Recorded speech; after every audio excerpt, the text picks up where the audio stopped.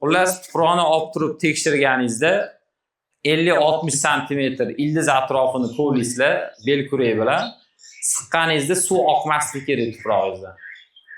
Yopish kerak, lekin oqmasligi kerak. Sochilib ham ketmasligi kerak. Endi bitta narsa, yana savol bo'ladi.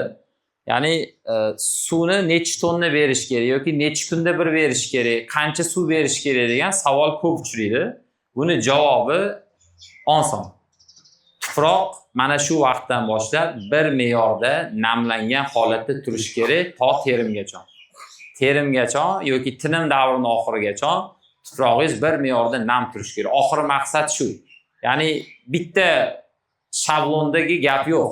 Falon tonna sug'orasiz, falon kunda sug'orasiz degan gap yo'q. Chunki tuproqlar hududdan kelib chiqib farq qiladi. Iqlim ham farq qiladi. Qayerdadir salqinroq, qayerdadir issiqroq, qayerdadir suvni 3 kunda tushib ketib qoladi, qurib qoladi. Qayerdadir bergan suvingiz bir hafta turadi. Shunaqa joylar bor. Toshkentda yer osti suvi yaqin.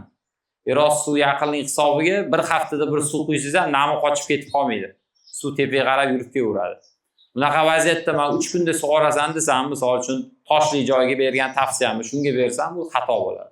Shu oxiri maqsad tuproq bir me'yorda nam turish kerak. Bu juda ham yaxshi tushuncha. Buni bilish yo'li belkurak hisoblanadi.